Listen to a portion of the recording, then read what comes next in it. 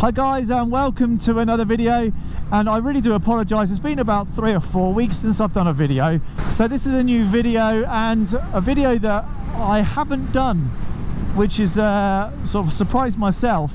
But I wanted to talk to you about this Aprilia, and also why I've still got it, because I've threatened so many times on my channel that I was going to get rid of this bike because I wasn't enjoying it and the weight of it and blah blah blah. So I wanted to sort of talk to you guys about my experiences with this bike and how I'm getting on with it.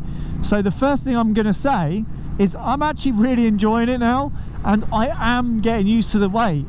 It is actually turning out to be quite a nice bike. So the Aprilia, this is the Shiver 900. It's a 2019 bike. I have heard rumours that they're replacing this bike this year, but to be honest with you, I haven't really been reading the internet or looking at brochures and that sort of stuff, so it might even be out already because we're in September now, so it may have already been launched. I have absolutely no idea because I've been kind of out of the bike scene for a few weeks actually. I've had a lot of stuff going on in my life, a lot of things to deal with, so that's kind of why I've been a bit quiet for the last few weeks. I want to say thank you for subscribing to me, especially to my new subscribers. I've received quite a few over the last couple of weeks, so I really appreciate it, guys, and thanks for subbing, and hopefully my content won't be too boring. So anyway, getting back to the video, the Aprilia Shiver 900. So this is my bike. I've had this from the day I passed my test. So on the day I passed my test, I rode back to the bike shop and I got on top of this, and this is the bike that I rode out on that day. When I first got on it, and I have said it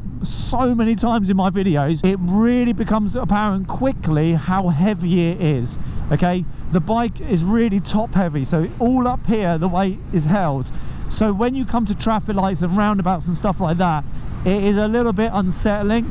And you know, the bike weighs 220 kilos wet, so that's with fuel and oil and blah blah blah. 220 kilos isn't that heavy when you compare it to sort of the big touring bikes and stuff.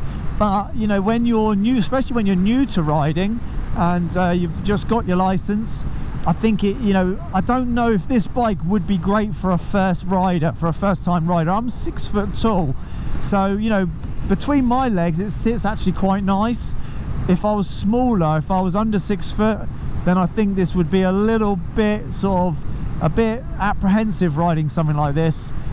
You'd be a little bit nervous of it, I'm sure. A lot of my friends have got onto this bike and gone, Jesus, yeah, I can see what you're talking about, you know. So it's not something I'm making up. It does have that sort of heavy element to it. Now, walking away from that point, I'm going to talk about the speed. The speed's the next one. It is quite quick. It is a 900cc bike.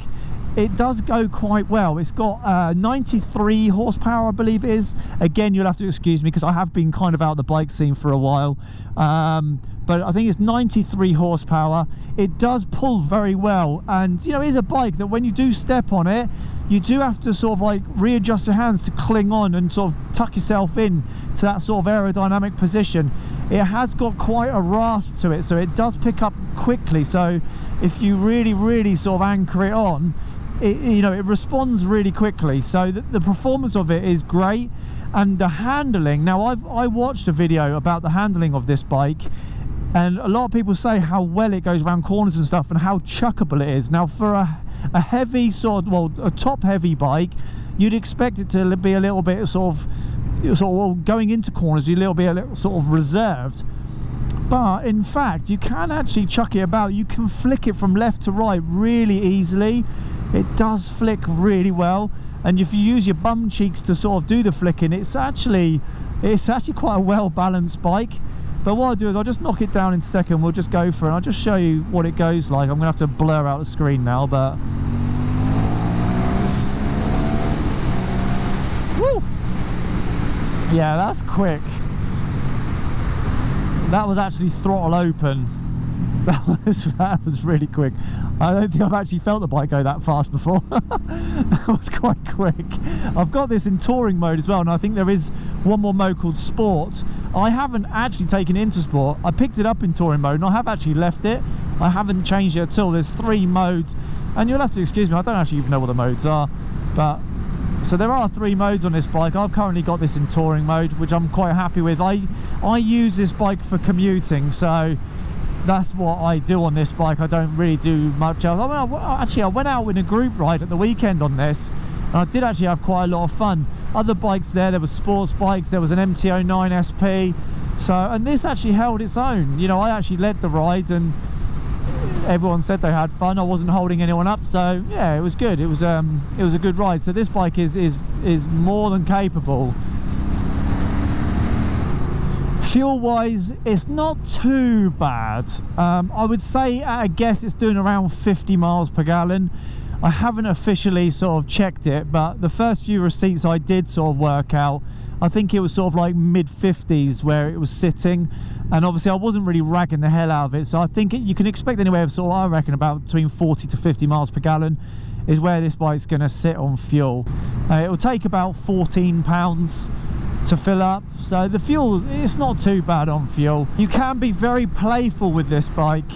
It is a very playful bike if you want it to be, although if you want to just sit in traffic, it's quite happy in traffic as well.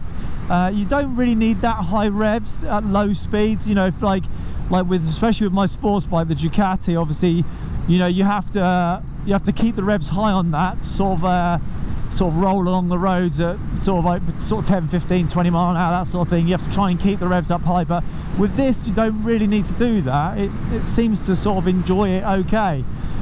So there's no issues at lower speeds through town. The handlebars aren't too wide, you don't feel that they're that wide, and you know, you can get in between cars no problem at all. I say the only thing you have to really be a little bit cautious about is obviously of the weight of the bike. You have to be aware that weight's at the top of the tank. You can knock your confidence a little bit as well. So they're the things. Comfort wise, now the seat, I don't know if a comfort seat is available. I presume it would be. I would say probably go for the comfort seat. I don't do massive miles on this. I commute probably, what, 50 miles a day. I don't know if that's, you know, obviously if I extend the routes, I'll commute probably around 50 on average, because I do seem to go the long way home. My bum, like, I've been on this bike for about, what, half hour, and my bum cheeks are actually hurting. And I wouldn't say it's bad, my back doesn't hurt or anything. The position is really nice, but the seat could be softer, I think, in my humble opinion. The seat definitely could be softer. The components on this bike are lovely. I love the screen. The LCD on this is amazing. I really do like it, especially where it's got, you know, the automatic sort of like light detection thing, where it goes from the grey background, black writing, and in the daylight it changes from white to black or whatever it is. Yeah. As I'm using this bike as my commuting bike, I'm not really doing any mods to it. I actually haven't done anything to this whatsoever, and I haven't actually even researched mods because I don't see the point. Because you know, it is just my bike that's going to get thrashed about, and it is my bike that's going to go through all different seasons, you know, from the winter seasons and that. So it is going to get a bit of a battering, this bike. So I can't really see the point in spending loads of money on it. And the value of the bike, I think, is really good. So like, if you like look at a 2019 bike now, one of these versions, a lot of shops are selling these for like around the £6,000. And I think that is incredible value. When I bought this bike, it was $7,999, and I think I paid $6,999 because it was a pre-registered bike, because I bought this in end of May, and so it was a pre-reg bike, so I got £1,000 off it. I don't think I'm going to change it. I think I am going to keep it through the winter and into next year, because I can't see the point. The MT-09 was extremely nice, and the Ducati 821 was really nice. I can definitely see myself going for the Ducati 821, but I am really enjoying this bike now, and I can't see the point in swapping it, because it was going to cost me about £5,000 to get into one of them bikes anyway, and there's just no point. There's literally no point when this is actually doing the job absolutely fine.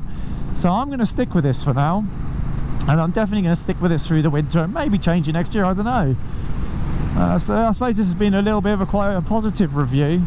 If there's anything you want to know about this bike, or want me to expand on anything, maybe I haven't covered it properly, please ask in the comments, and I'll try my best to whack out a video. And until the next time, guys, thanks ever so much for watching, and I'll see you again soon. Cheers.